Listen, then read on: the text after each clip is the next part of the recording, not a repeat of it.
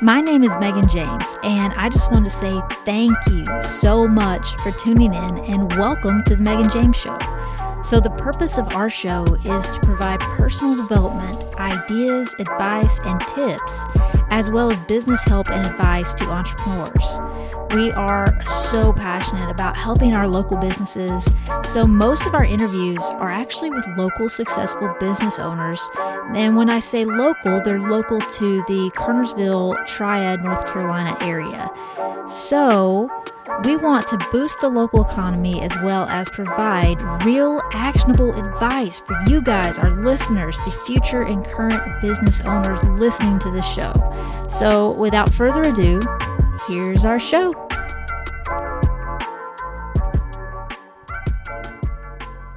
Hey guys, it's Megan. I'm back with you again, and I just want to interrupt our normal themed holiday business promos. I know we've been getting into that a lot, and the feedback has been great. A lot of local businesses are participating in the interviews, and we're still working to get those together, accumulated into one awesome podcast. But I've also been looking into what you guys find most interesting in our podcast. And what I do is I look at our basic analytics and see which ones are most listened to, for how long, things like that.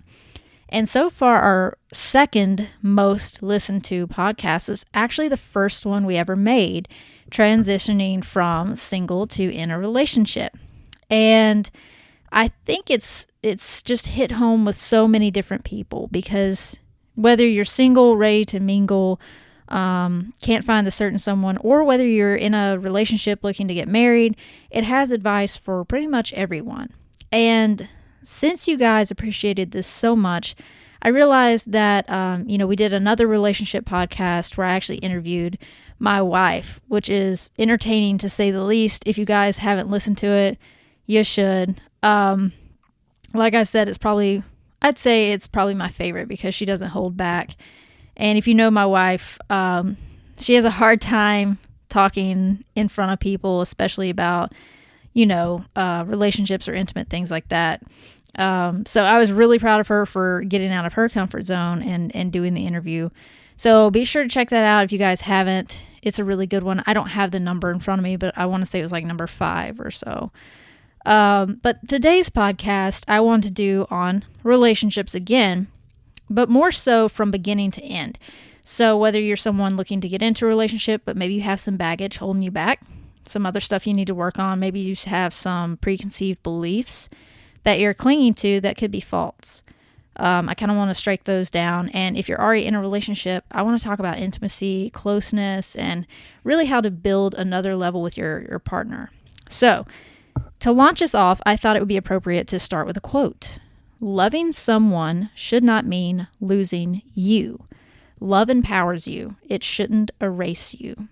That quote is by Thema Davis. But basically, being in a relationship with someone you love is a truly wonderful experience. It's exciting, rewarding, enlightening, inspiring, but it's also really fucking hard. It's challenging, it's painful, it's scary. You never know. Will it last? Can you really share your life now and forever with this one person? Who doesn't ask themselves this question? I mean, really, no matter how good your relationship is. And when you're going through a rough patch, you may ask them about 100 times a day, are you going to stay? Are you going to be there? And just know you're not the only one. I have done the research. You're definitely not the only one. And society sells us the fantasy that love will be a totally wondrous experience the entire time. There'll never be any lows. There'll always be highs. And so we don't like to hear that love will involve pain as well as pleasure. That's what we learn as we go along, right? From experience, we find out that it's not all pleasure. So sticking with a relationship and being committed and making it work are huge achievements. Something to be recognized, guys. Courage is needed to hang on in there when the going gets tough, to learn from your mistakes, and to carry on even when you're hurting. But it's more important than worth it. To be in a loving relationship is to be blessed. It will bring you deep happiness, benefit your health, and enrich your life. So one thing I want to go over with today is just exercises that you can do. So the first step is to start with step 1, right? Real love. So Maybe you found someone to love. That's great. That's fabulous. Whether it's been 6 days, 6 weeks, 6 years, or longer, you want to make it work for this relationship. You want it to be the last one that you ever have, and you want it to grow stronger and better every day. So, I've kind of got a challenge for you guys. And it's going to start with first defining what love isn't. Love isn't chasing after someone who doesn't really want you. Oh, the stab wound. Oh, God, guys, haven't we all been here? I know I have. I chased after someone for a real long time. You know what? I'm going to have to sip some bourbon on this one. Just hang on. Oh, child. Lord, I could go on for days about the bad relationships I've had. It's been a rough patch, but that is truth. Love is not chasing after someone who doesn't really love you or want you. Love also isn't letting yourself be smothered, hurt, or put down. If someone bashes you, they don't really love you. That's not love. Don't ever let somebody hurt you or put you down and stay in a relationship with that person and keep getting brutalized. It's not ever going to be the love that you're imagining in your head. Another thing love isn't is trying to mold yourself into something you think you should be. Guys, love is about bringing who you are to the table. Now, that doesn't mean if you're a shitty person, you're allowed to remain shitty. You need to work on yourself and do some self-improvement stuff. But you need to do that for yourself, not for your partner. Meet them where you are and where they are. You should love them for where they are right now.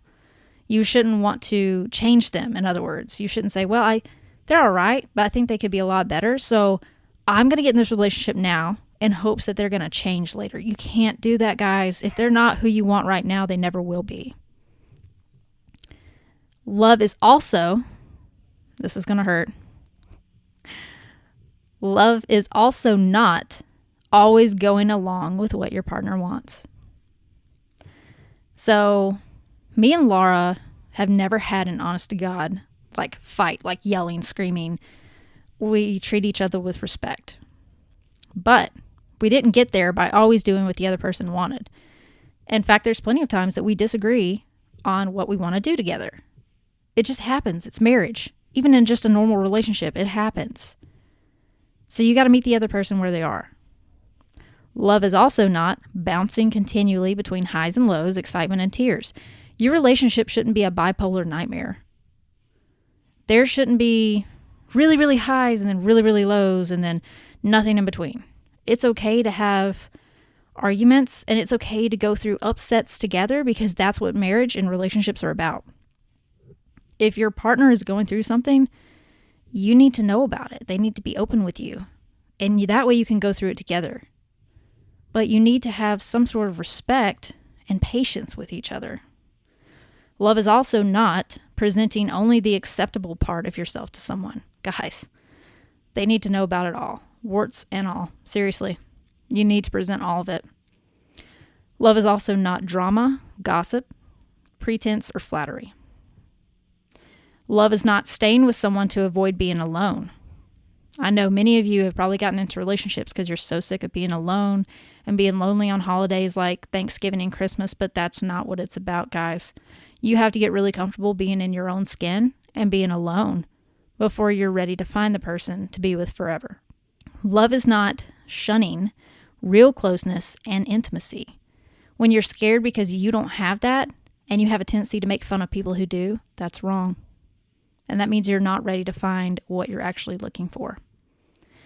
Love is not trying to fix someone or have them fix you. Guys, I'm just going to take another sip here because this is huge. This is exactly what I said earlier. You can't date someone or marry someone because you think that they're going to fix you. It's okay if they make you better. They should. Just the sheer presence of being with the one you're meant to be with is going to make both of you better people in the end. That's great.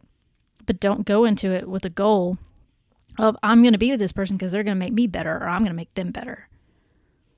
If you're doing any of the above, it's time to stop and review your relationship. This doesn't mean your relationship has to end, but you may need to try to do some things differently and see whether the relationship is strong enough to survive the changes. So, let's define some of the things love is. Love is letting your partner know the real you, warts and all. We talked about this earlier. Don't hide half yourself because you're afraid of what they'll say. Love is taking the time and trouble to get to know him or her, warts and all. Love is growing and learning together. Love is respecting one another. Love is developing trust between you. Love is staying committed even when you want to run away. Love is liking your partner.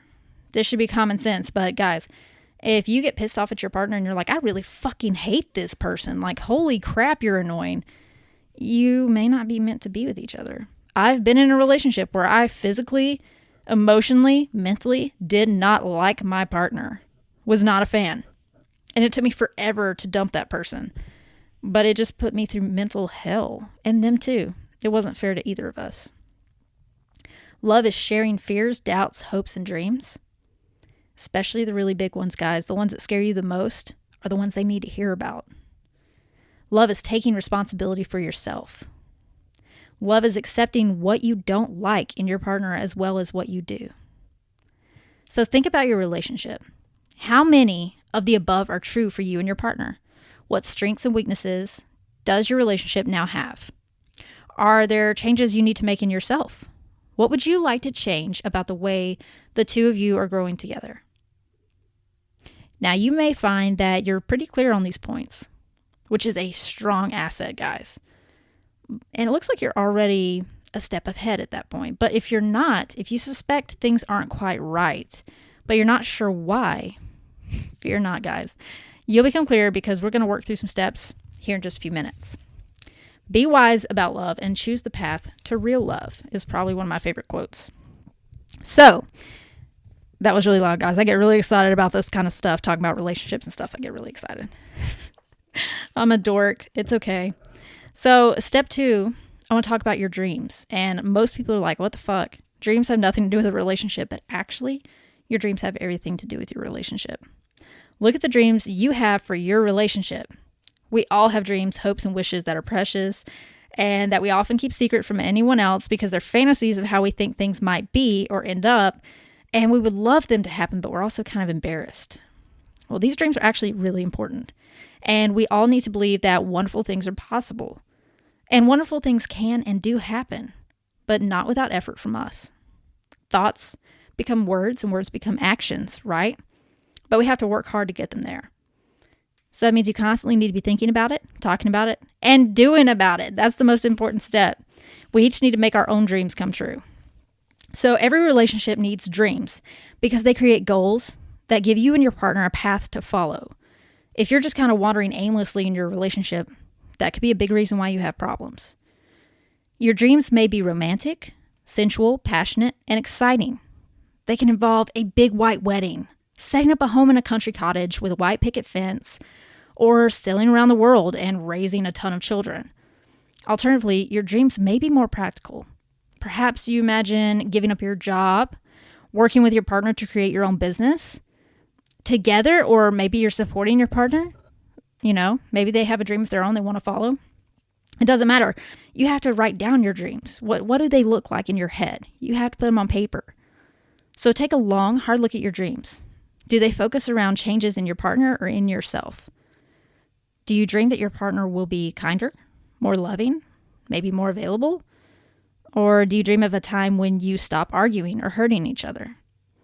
These are big things, guys. So our first exercise is going to be for you to write down the dreams you have for your relationship. Right here, right now, while you're listening to this damn podcast. I want you to stop, pull your car over to the side of the road, put in your notes on your phone, whatever you got to do. Imagine it is a year from now, and then 5 years from now. What is the relationship like? What are you both doing? Where do you live? And how do you get along? Are you guys super close? Do you still finish each other's sentences? What's the deal? Keep this as a record, and I want you to keep adding to it as your new wishes, hopes, and dreams occur. So take a minute and do that. Pause it here. Okay, I'm assuming you're done. So when you come back over the next few weeks, I want you to begin making your dreams more possible and real. So to do this, I want you to break them down into small steps and begin taking those steps one by one. So even if your dreams seem a long way off or impossible, you can begin moving towards them. What would you need to do to make your dreams come true? Maybe you're saving for your dream house. That's a big deal. Maybe you want that white picket fence, right? So the first step to be would make sure your finances are correct. If they're not, a cool person I found on Instagram to follow who offers a ton of free resources, and the actual stuff that she sells is super affordable because she actually cares about your finances. Her Instagram name is Budget Mom, or The Budget Mom. She is phenomenal. She actually has calendars and financial planners and all sorts of goodies that can seriously help you save. She's got hundreds of thousands of dollars, I think over $300,000 now, set aside to save for her dream home that she's been saving for a couple of years. She can really show you how to ball out on a small budget. She is completely debt-free, and she's going to pay for her dream home in cash. She's going to build it. If that sounds like something you want to do, guess what? You can have it. Follow that girl. Follow the girls and guys that have ambitions and goals that you have, and they're accomplishing the shit you want to do because they're finding a way to do it. And the keys lie somewhere in the lives they're living. So pay attention. Now, moving on. So, after you've been doing this a few weeks, even if it seems a long way off, you need to stick with it. So, what steps could you take right now to begin? First, I want you to tell your partner about your dreams, because sharing them is a little scary because it makes us feel vulnerable, which I hate. That's one of the things I talk about with my therapist. I hate being vulnerable because I feel unsafe, and subconsciously, I know that's fake. It's false. It's something I've made up in my head from experiences I've had in my life. So I'm working through that, and I'm sure many of you probably do too. But it's exciting because it makes our dreams become more real when we tell our partner these dreams. Telling your partner will give him or her important information about you. Ask him or her to tell you about their dreams. Do you dream of the same things? Even if you don't, you can help and encourage one another so some of your dreams do come true. Think about the other steps you can take. Do you need to open up more? Need to be braver about asking for what you want? To be firmer about saying no? Or to work fewer hours, change jobs, or start saving? Just like we talked about, guys, take the first step right now and bring your dreams out of the shadows and into the open. This is huge.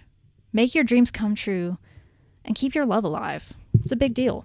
It's hard, but like I said, this is going to be a hard journey. So, maybe you guys are in a good relationship and you want to grow closer. So what does it mean to grow close?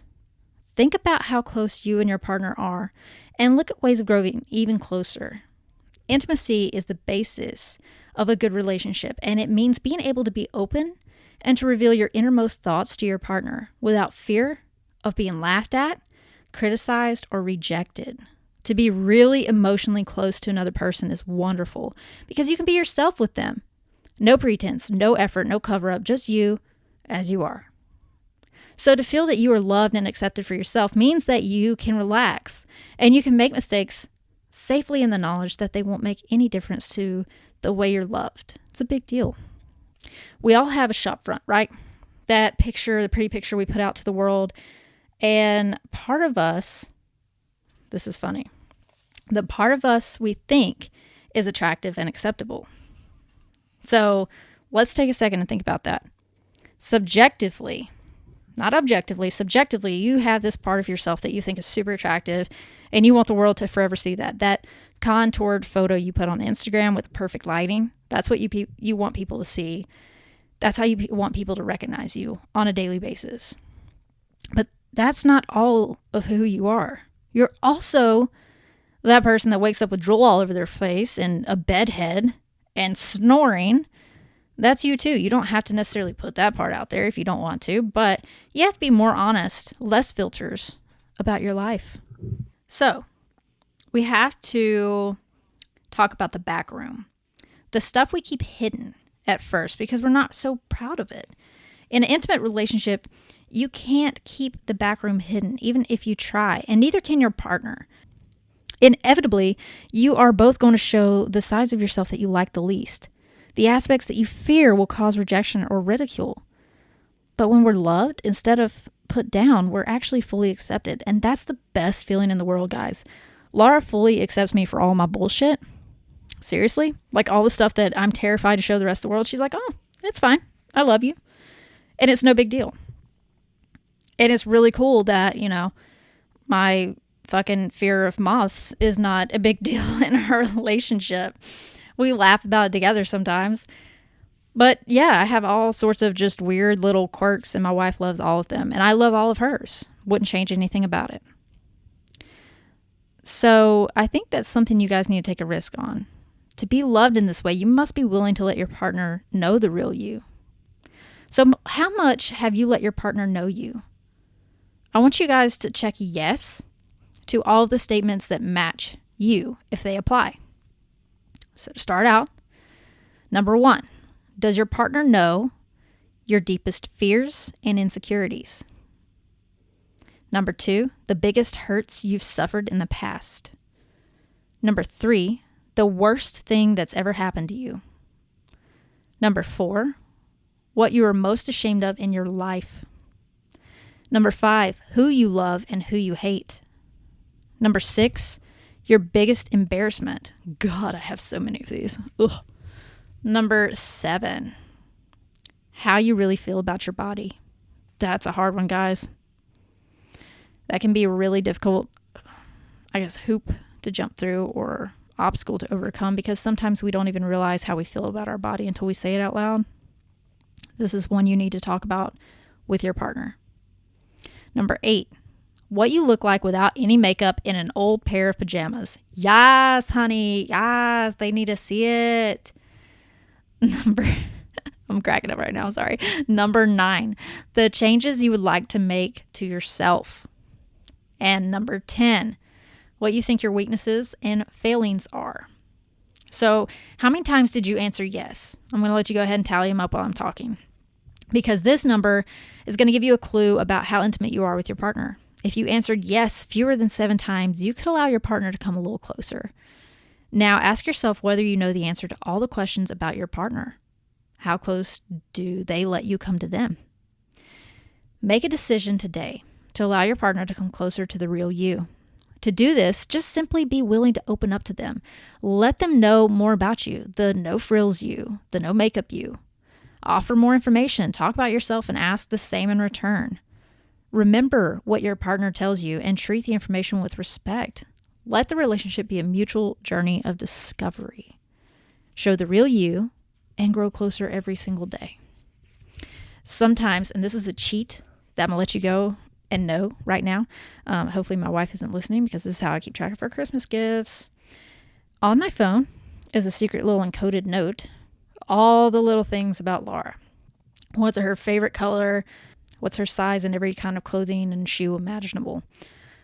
What things does she currently need or want? Like, I have a note about everything in there.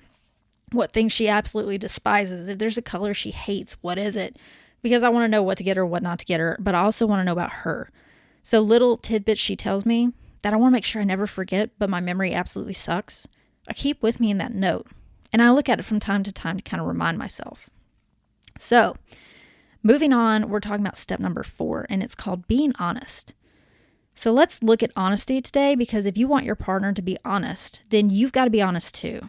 There are many ways of being dishonest in a relationship, including some which might not at first seem like dishonesty, but even subtle kinds attract problems and difficulties. Being honest can be hard at times, and it can take a lot of courage, but the reward will be a healthy, strong relationship. So let's list some of the ways that we can be dishonest with our partner. 1, you regularly flirt with someone else in a way you know would upset your partner. You tell yourself it's okay because your partner doesn't know about it. Guys, that's a big one. Number 2, you fancy someone and you've kissed. You tell yourself that you are not being unfaithful because you haven't had sex. Cheating is cheating, my friends. Number 3, you don't say what you really think in discussions with your partner. That's the same thing, guys. If you're afraid to express your opinion because you fear rejection or whatever, it's still being dishonest. Number 4, You don't express how you really feel about something important, such as sex, money, or children. Number 5, you lie about the past or about what you are up to now. And number 6, you aren't straightforward about money matters. That'll land you in a huge slew of trouble. So, do you recognize any of the above? Like, are any of them true of you? Are there other ways in which deep down you know you're not being faithful or truthful? If so, it's time to stop today. When we're dishonest with others, it's impossible to feel really good about ourselves or to have a genuinely loving and happy relationship. Those things you've been untruthful about seem to grow bigger and more important as the time goes on. And if you start trying to cover up your dishonesty with lies, those lies will pile up and pile up and pile up until you eventually get caught. It's no good. It weighs on your conscience. It spikes your stress levels, causes a bunch of physiological disorders that you won't think about right now, but it's just a lot and it's unnecessary. So invest in the relationship by telling the truth and behaving in an honest and open manner. It's really not hard, guys. It really isn't. Being honest doesn't mean that you have to tell everyone everything. If your partner is sensitive about past relationships, so don't bring them up. Right? Kind of. Just don't present a list of names and dates. There's always a place for discretion, and it is unnecessary to disclose something that's going to hurt your partner. But, if it's something that you think you need to be honest about, you might want to. Just if it isn't relevant to the present, don't bring it up. Honesty is about being authentic and truthful right now, about the issues that matter between you. It's about speaking up when it counts and trusting that you can find a way to sort out disagreements. It's about putting your partner and the relationship first before anyone or anything else. Just be honest with your partner and yourself, and you'll feel great. Step 5, I want you to respect yourself. And respect may sound like an old-fashioned word, but in any good relationship, it matters enormously. This task is to consider just how much you respect yourself. If you treat yourself with respect, you are far more likely to be treated with respect by your partner. Other people respond to the signals we give them. So if you don't think well of yourself, others are going to sense that and respond accordingly. If you're always putting yourself down, they're always going to put you down. So what exactly does respect mean? It means treating yourself in a caring, considerate, and decent way, knowing your standards, sticking to them, and believing that your opinions, thoughts, and feelings have value. So behavior with self-respect is missing. Do you recognize any of these that I'm about to list? 1, you let your partner steamroller your opinions or feelings. Number 2, you put up with being physically abused by your partner. Number 3, you permit your partner to flirt even though this hurts you. Number 4, you suspect your partner is unfaithful, but avoid taking steps to find out. Number 5, you allow your partner to make all the decisions. Number 6, you let your partner speak to you in an insulting or degrading way. Number 7, you speak in an insulting way or shout and scream when upset. Number 8, you allow your partner to be rude to you in front of friends. Number 9, you don't look after yourself by eating well, sleeping enough, getting exercise, and caring for your body. Number 10, you put yourself down in conversation. Number 11, you tell yourself that you can't expect faithfulness, consideration, kindness because you're not worth it. There are so many other examples of lack of self-respect, but we usually know instinctively when it's missing. Lack of self-respect is about low self-esteem. When self-esteem is low, standards drop, and standards are vital in a relationship. You need to know what you think is right in order to judge whether something's measuring up or it isn't. If you're behaving with a lack of self-respect, decide today to raise your self-esteem and standards and to respect yourself. You'll feel so much better when you do, really. So here's some ways to boost your self-respect. Never put up with any kind of bad treatment, such as violence, rudeness, or unkindness. Make that message clear, and in extreme cases, especially violence, remove yourself from the situation until changes have occurred. Number 2, tell yourself that your feelings and opinions matter. Listen to them, trust them, and follow them. Number 3, treat yourself in a loving, generous, and considerate way. Number 4, Make a list of standards you consider important, such as violence is unacceptable, being faithful is vital, and keep to them. So when you love and value yourself, you help others to treat you likewise, and you'll find it easier to walk away from people who persist in treating you badly. So treat yourself